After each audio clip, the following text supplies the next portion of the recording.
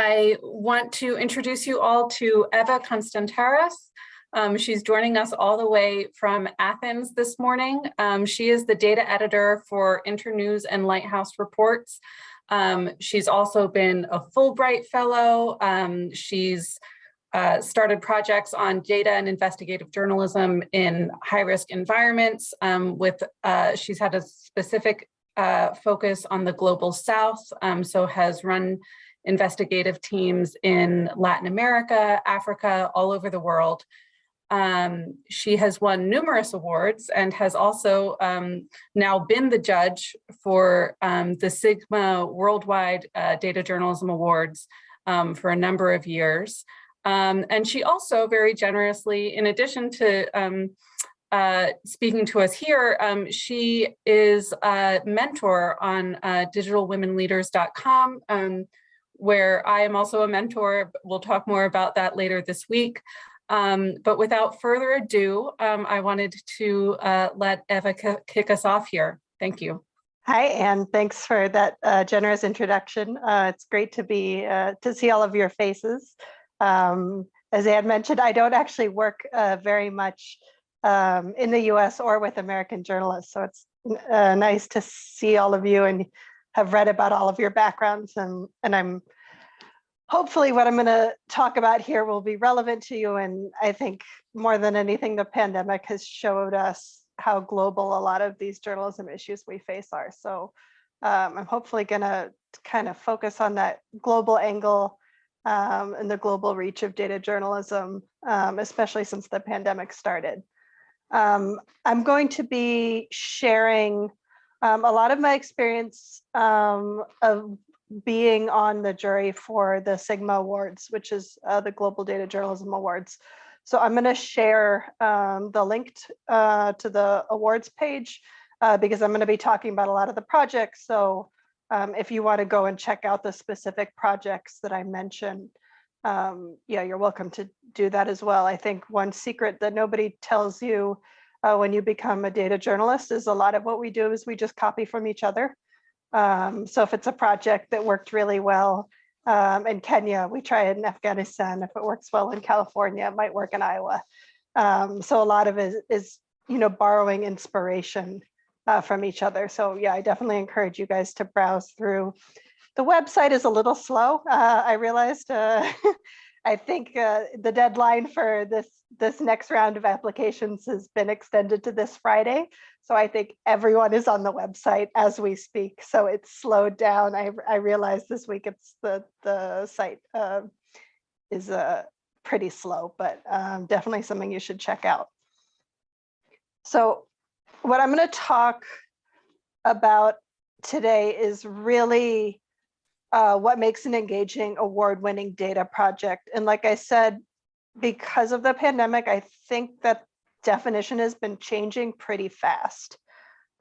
So as data journalism evolves, I know it's a lot of skills and it's a lot of different resources. So kind of what I wanted to do was sort of orient you towards these trends so that as you make decisions about what to learn or what to focus on, hopefully, you can decide to adopt the skills that will really make you competitive going forward in data journalism, which can be a pretty tight market. So just to give you a little bit of context about me. So again, I haven't worked much with US media or US journalists. I've spent the last 10 years or so as a nomadic data journalism trainer. And I've set up data teams in a lot of different places. So in Afghanistan, Pakistan, and Kenya, there's permanent data teams now working in some of the biggest news outlets in the country, doing different data projects. And basically what I focused on in the last 10 years is accountability data journalism. So what these countries have in common is that corruption is not really news. Like if you use data just to uncover corruption, that's not going to be enough to really affect policy, to really get citizens involved in the conversations. So it's kind of what else can data journalism do beyond just kind of, tabulating the problems that a country has. And I think because of the pandemic, that's kind of the shift we're starting to see now in Western media as well. So I wanted to cover kind of 3 key issues today. So I want to talk about a little bit about what is the role of data journalism in a healthy media environment, especially as that changes and there's more pressure on journalists to produce in kind of our shrinking media market. Then I want to talk about, how the definition of a great data story has been evolving very rapidly in the last 2 years. And then finally, again, my specialty is really setting up these data teams. So I have a very specific workflow when teaching data journalism to get people to accountability reporting. So that whether you're a journalist in Cambodia or in Kenya or in Afghanistan, that you can follow this workflow no matter what you're investigating and still come up with a great data story. So I'm going to just sort of briefly take you through that workflow, which again, it's been adopted from other places, but it's helped journalists I work with kind of jumpstart their data journalism career. So I want you guys to have that in your toolbox as a resource.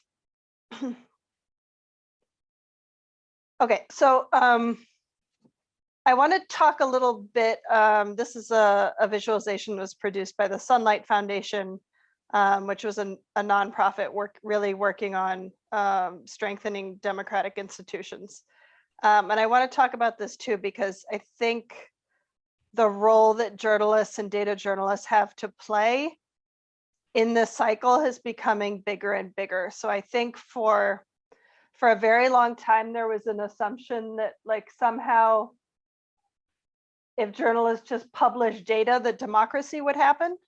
And then we found out there's all these steps in between to transform data into something that would actually be useful to citizens. So one term for this problem that I've heard, which was coined by Meredith Broussard, is techno-chauvinism.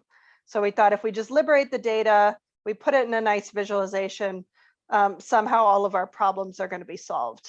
And we really realized that wasn't the case. No matter how many data dashboards we have, no matter how many cool interactive visualizations, a lot of the problems that we were seeing were not going away, and our data stories weren't having as much traction as we wanted. So I started this again about 10 years ago. I was involved sort of from the very first Global Data Journalism Award process. And I want to talk to you a little bit about what Data Journalism Award winners, what did it look like then, and what is it looking like now, and what's the difference? So from our very first winners, this won the Global Data Journalism Awards in 2014, which was the first year of the awards. And a lot of my friends worked on this story. And basically the migrant file was a European project that they sourced media reports from across Europe just simply to document and create a database of the number of people who had died trying to cross into Europe. So it was really innovative at the time. Nobody had sort of done this sort of crowdsourcing or media sourcing of deaths at sea. And kind of what they did was they just published the data. They did a little bit of reporting around it. But again, there was this bit of a misdiagnosis that just because if people saw the scale of the problem and how many people were dying in the Mediterranean, that somehow that was going to rally public opinion and help fix this issue. And what we kind of saw was the opposite, right? Borders hardened. There was this kind of populist uprising against allowing migrants across the border. And so we realized that maybe the data alone wasn't enough. Another example of that a little bit more recently was Reuters won an award in 2018 for a project called Life in the Camps, in which they basically reported on the sort of really abhorrent conditions that Rohingya refugees who'd fled from Myanmar were living in Bangladesh in these camps. So everything from how poor access to toilets, to poor access to housing.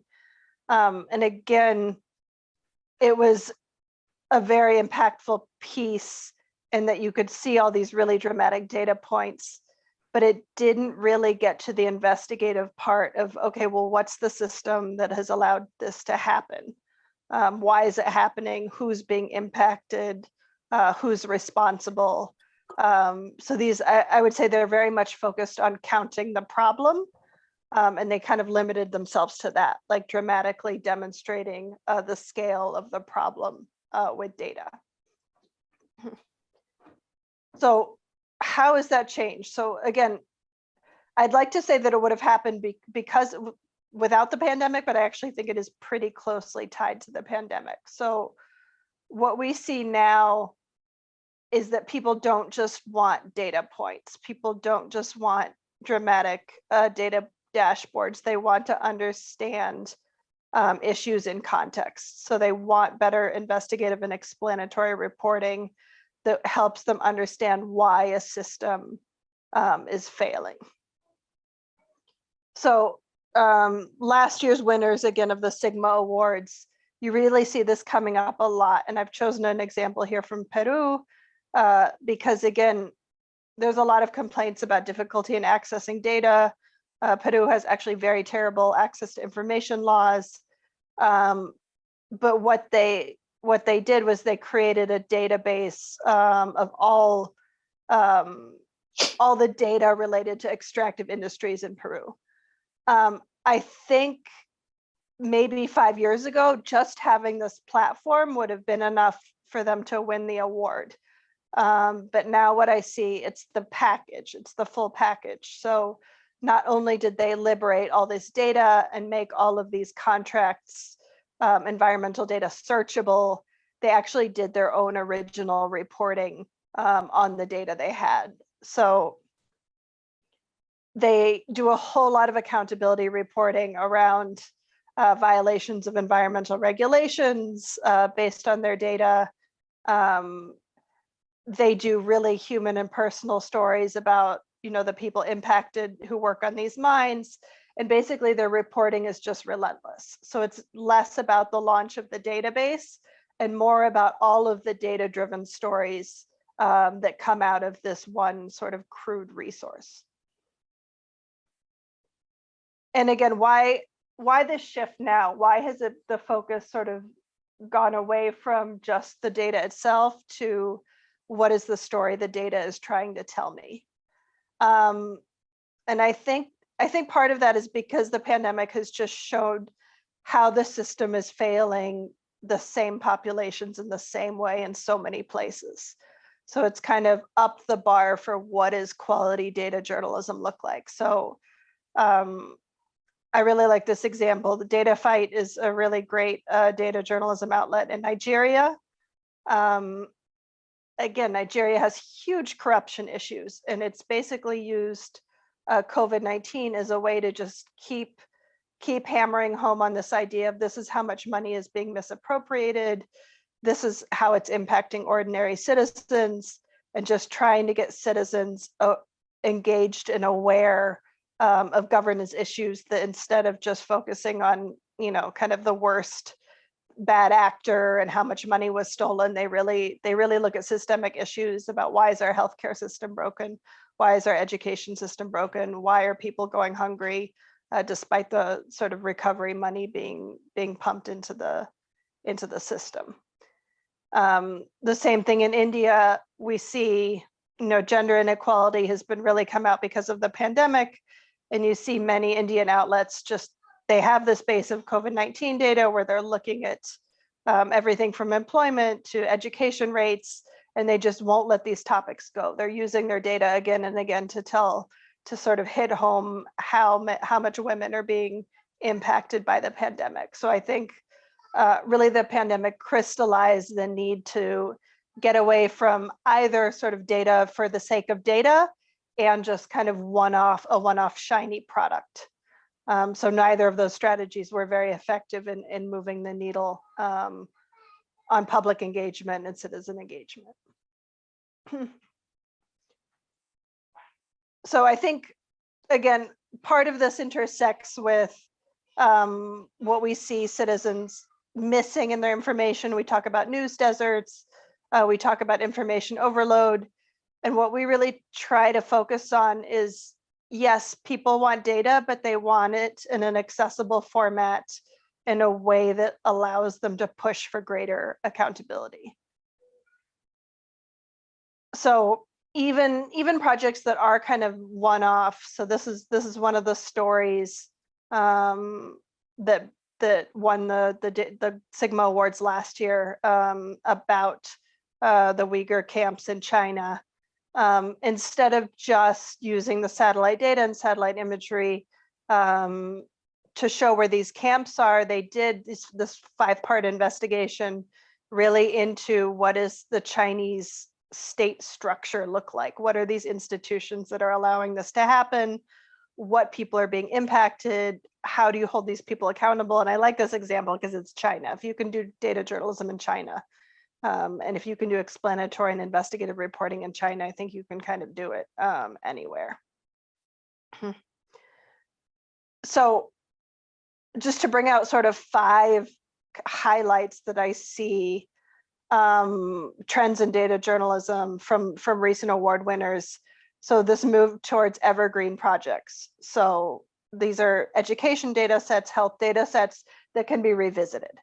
Part of this is pragmatic. Like if you only do really shiny one-off data projects, you're limiting to really highly resourced newsrooms with a really elite audience. So yes, maybe New York Times or The Guardian can afford to do a single data collection project for a single interactive. But what we're looking for more and more is these evergreen projects, the database. You can build off the database and tell a news story about, environmental degradation or about inequality that you can come back to again and again. So making sure the projects have a really long shelf life. Also opening the data. So what I see more and more is the judges are prioritizing that the data be open and accessible for other journalists to use, for other people to go in and verify the calculations and their findings. A lot of awards, we haven't made this shift at Sigma yet, but some awards are actually making the shift that you have to have documentation of your research process and your data in order to apply. So having a GitHub account and documenting everything that you've done with the data is really important. And then again, what I see is this more and more emphasis on beat reporting around these evergreen issues that kind of build up this public understanding of why a specific system is failing. So one story is not going to be enough to help the public understand these really thorny issues of inequality. So how are the journalists breaking it down into smaller stories or into beat coverage that have a way for the citizens to engage on these data topics? And then one way to do that is really, so having really granular data that allows local beat reporters to do hyperlocal stories. So one example of that is land grab universities, which won last year. And again, I was less impressed. I mean, it's obviously an impressive topic, but it basically, they did this huge effort to collect data on all the universities that have taken indigenous lands throughout history.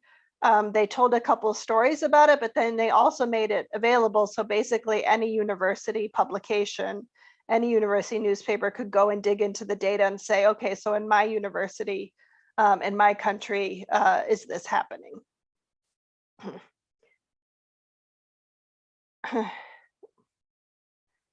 Okay, so don't want to click on the story.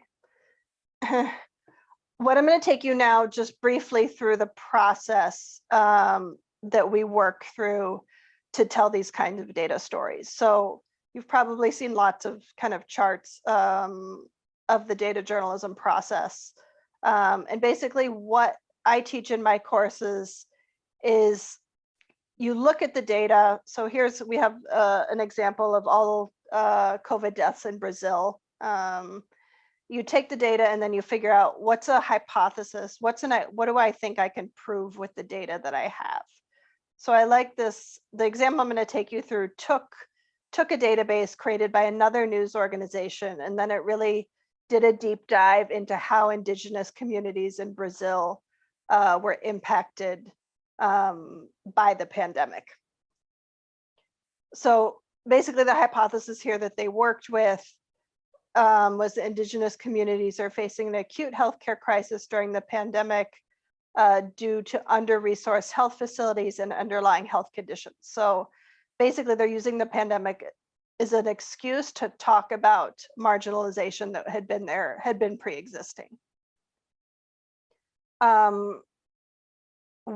I teach the hypothesis-driven method because I think it's easier. I think it's easier because it gives you something to verify. It uses your own news sense and your own knowledge of a topic, and it lets you build off that. So instead of going on a fishing expedition, you get to use your knowledge and then either prove yourself true or false. And actually, it doesn't matter if you're wrong.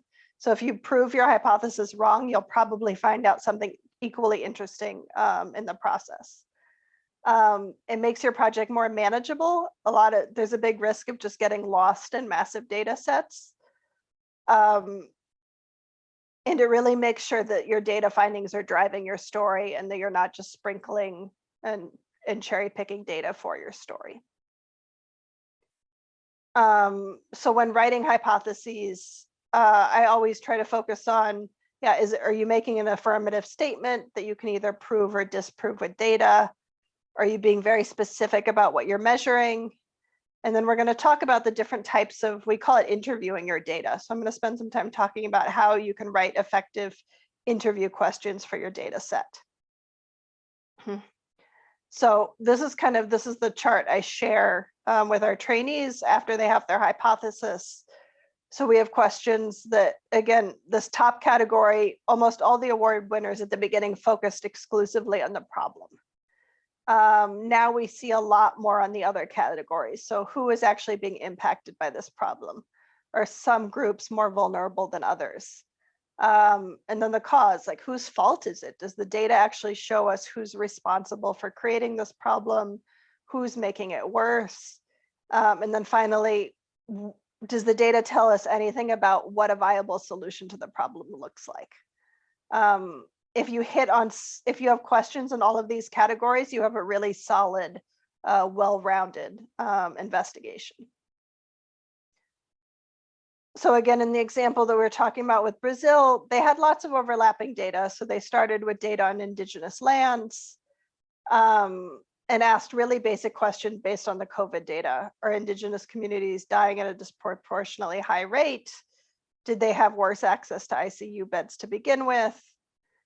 And then again, looking at what specific communities are being impacted within the indigenous community. What are the risk levels of each of those subpopulations? And they did this, so for each specific state and each specific community, they had data to analyze specific vulnerability. So again, who's most and least impacted. And then finally, it's really, in a place like Brazil, it's really tricky to get to the cause questions. So does it have to do with access to clean water? Are the death records even complete? Is the registration of indigenous territories even complete? So admitting where our data gaps exist. And then finally, are there any strategies or solutions that have been proposed to protect these communities? And does our data suggest that they're going to work or that they're not going to work? So I'll share this presentation with you, but yeah, basically what they did find was the pandemic was just a symptom of a problem that was already existing. Like these communities were already, very poorly understood, had really poor access to healthcare that didn't meet basic standards. If you use maternal mortality as a proxy, you could have been able to see exactly what was going to happen when the pandemic hit. So they evaluated solutions too, which I thought was really important, like the construction of field hospitals, and found that that was probably not a very good permanent solution. And what I also really like about this project is they used the same basic hypothesis and then applied it to lots of other related topics. So they had a similar hypothesis related to Black Brazilians and white Brazilians and their access to vaccines. They looked at poor neighborhoods compared to rich neighborhoods. They looked at lots of different vulnerable categories, basically using a very similar hypothesis, just applied to other vulnerable groups. And really the only reason that they're able to do this is because they have a beat reporter covering each of these marginalized groups who can work with the data team to say, okay, so in this state, I think the vulnerable populations are going to be, people with pre-existing health conditions, or here it's going to be drug users.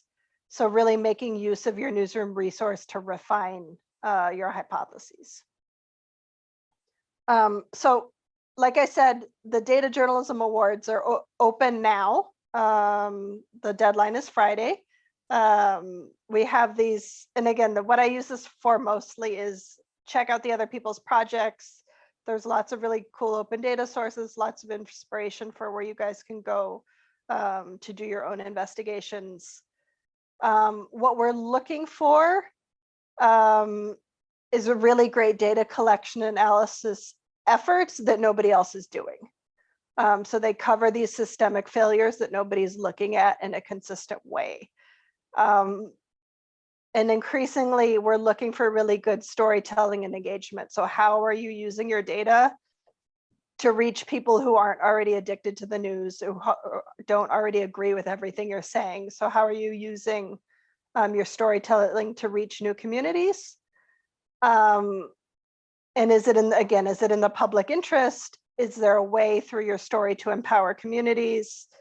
And then what I think used to be first was how basically I call this the sexiness factor. So how innovative is it? It used to be, the more it was flashing at you, the more bells and whistles that it got really high score. Now I've noticed that's dropped actually to the bottom of the list. So it doesn't require a high budget. It doesn't require you to have, your own visualization team ready to custom build interactives for you.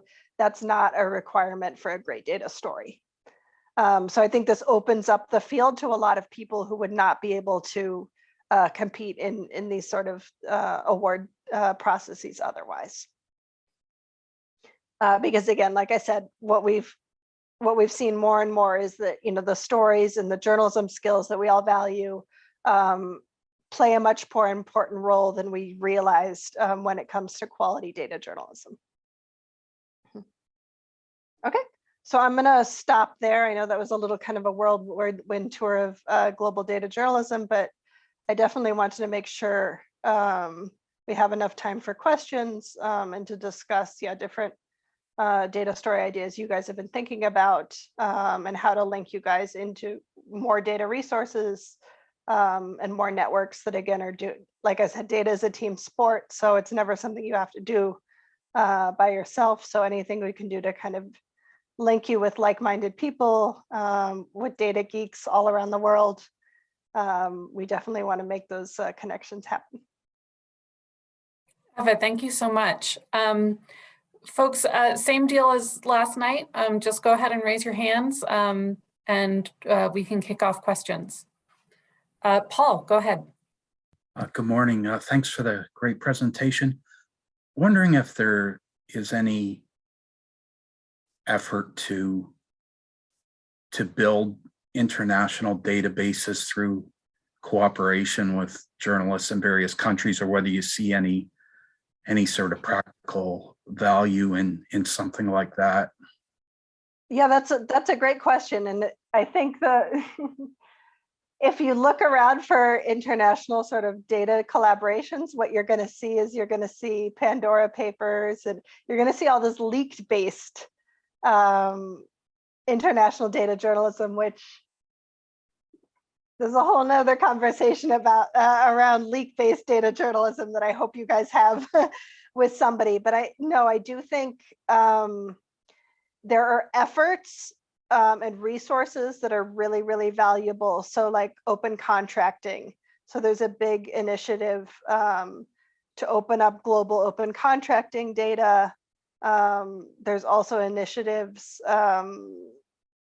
for things like, I don't know if you guys have heard of ALIF. It's run by the Organized Crime and Corruption Reporting Project. And they really try to make the link between a lot of these sort of national contracting database and global economic databases, and they make them talk to each other. So if you can track a Swedish businessman who's investing in Mongolia, but has a bank account, in Kenya, the journalists, it's much easier for journalists to kind of follow money cross-border. But honestly, a lot of the effort is focused on tracing economic data across border, which I think increasingly we'll see more interest in environmental data and doing more cross-border collaborative projects on multinationals and sort of their impact and how as it plays out in different countries and communities. Thank you. Annette? Hi, thank you so much for your time today. So something I think a lot about is kind of when we work on these visual stories or data stories, I wonder kind of, are we just reaching the same, I think like you said, like the same group of people, the same audience. And you mentioned a little bit about like how to reach the people who are being impacted, that we are writing about the people who are most impacted by including personal stories and reaching out to the community. But are you able to talk a little bit more about how newsrooms can better do that to reach larger groups of people and the people who are impacted but aren't necessarily the audience that we always reach? Sure. So one nice thing about data journalism is it does tend to be pretty collaborative. So you don't see a lot of resistance with partnering up with local media that are in those communities. So like, for example, right now I'm working on the Mekong.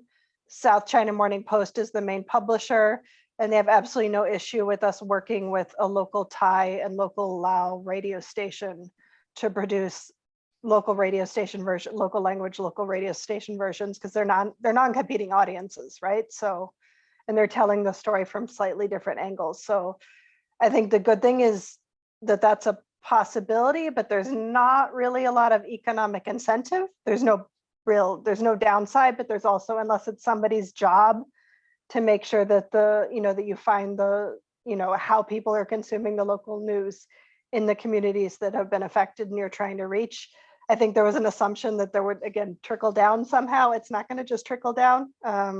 So if it's only being published in the New York Times or, whatever the main media house is, I don't think it's going to get to local communities. It does require us to kind of coordinate and make an effort to get it in the formats and into the media that those people are actually going to consume. So yeah, I think that's a really important thing to point out. Thank you. Nisa, did you have a question? I did. It's less of like a local US journalism question, because I realized I just found your work super interesting, and I would love to learn more about, I guess, like you mentioned like Kenya, Pakistan, Afghanistan, and I was interested in like your experiences in Pakistan or Afghanistan, especially when it comes to data journalism. Yeah, sure. So I can send you the links. We set up a data team at Pajwak News Agency in Afghanistan. They're still publishing despite everything. I can drop in the stories that they're publishing now. So again, like I think they were kind of ahead of the curve in terms of really realizing that you've got to do accountability reporting. So like both in Afghanistan and Pakistan, most of the stories they wanted to publish had to do with education inequality, access to healthcare inequality. So less the sexy corruption stories and more accountability reporting, especially at a local level. So in Pakistan, we focused on Baluchistan and a lot of the tribal areas, basically with the idea that there's nobody really doing in-depth reporting about those places. And we work with local media to do kind of local accountability stories. And what we kind of learned was that it was safer both in Afghanistan and Pakistan to do accountability reporting using data, because we were using government data So it's hard for them to retaliate against a story that is using their very own data, right? So if you're using their own education results and showing that, only 20% of girls are graduating after they'd pledged to raise the number, like the backlash is less, it's basically just more difficult for the government to retaliate. And it sort of incentivizes them to kind of, once they realize we're comparing them to other regions of the country and comparing their performance, it's a little bit safer than other types of more in-depth accountability reporting. But yeah, I'm happy to share. And you guys can contact me. I'm sure Anne can give you my email if you guys want specific examples from the places I work. I'm happy to share that too. Absolutely. Thanks. Joe. Good morning. Say, I'm wondering, I noticed that you said you've been ousted from a couple countries for your data journalism. Can you talk about maybe where you've experienced the most resistance and maybe what happened in those instances? The tendency for journalists is to get really excited and want to start with like the biggest corruption story that they can possibly come up with. So in Sri Lanka was one of the countries where shortly after we had our project, they announced that journalists were no longer allowed to hold press conferences or have trainings. But I think what we've learned is don't go right to the corruption stories. Start with education and transparency and kind of gradually push the envelope on kind of the more sexy, high profile stories, which is again part of my issue with leak-based journalism.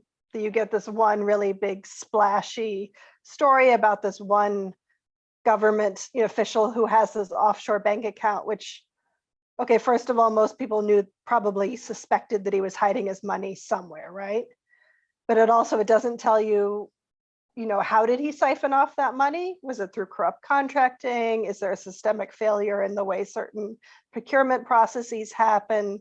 So I think starting with the more like system and process-based stories and then building up to those kind of higher level corruption stories, it extends like the life that you're able to do these kinds of stories. And it also builds up your credibility, because that's what I tell them too. You don't want your first data story to be this kind of that you blow the lid on something huge. And, if you haven't built up your reputation as a data journalist, like people frankly might just not believe you. So work for a few years on these lower hanging fruit stories, push for sort of local level accountability, and then go a little bit later for the bigger stories and weigh the risks of whether that's worth it for you or not. Nicole. Hi, Eva. I know you mentioned early on the kind of shrinking media environment and how we all kind of have more pressure to do everything. And coming from like a small local outlet, I feel that for sure. And I'm wondering if you have any recommendations for those of us who maybe feel like we have a time crunch when it comes to trying to put data together, or have a resource crunch as far as, that transparency wheel that you showed early on that includes graphic designers and all of these other folks that maybe those of us at smaller outlets don't necessarily have access to, how we can kind of maximize our projects without those options. Sure. Yeah, no, that's a good question. Open News runs a project called the Lonely Coders Club. So if you are the only data journalist in your newsroom, you can join. It's a Slack channel called the Lonely Coders Club. And they have kind of a network of people who are able to help out if you get stuck. Hacks Hackers also has a pretty good network of people that tries to plug in data journalists. One suggestion I would have is start with an existing project. So like Stanford University runs Big Local News, which collects COVID data and hospitalization data, but it also collects things like police data and stops at a hyper local level. So start with an existing database. They have an existing support team. They're really excited about helping local journalists. So tap into those networks, and I can drop the links in the chat. Work on a story together with those people. So these are basically networks of volunteers that are set up to help you on your first data projects. And they're also very open then to, once you publish a few stories, they're open ideas for, okay, what data topic should we tackle next? And then that's your chance to also introduce more ideas that would be, relevant to your community. ProPublica also is doing more and more with its local reporting network. So if you have a specific idea you want to pitch to them, they have the data team to come in and support you doing your local investigation. Well, we are right on time. Eva, I'm going to unmute everybody last time. If folks don't mind giving Eva a round of applause. Thank you so much. This was really wonderful. And folks, as we've said, we'll be sharing Eva's slides and information with everyone. Eva, thank you again. Thanks, everyone. And it'll be good to be in touch as you guys go forward in the fellowship. And yeah, definitely stay in touch.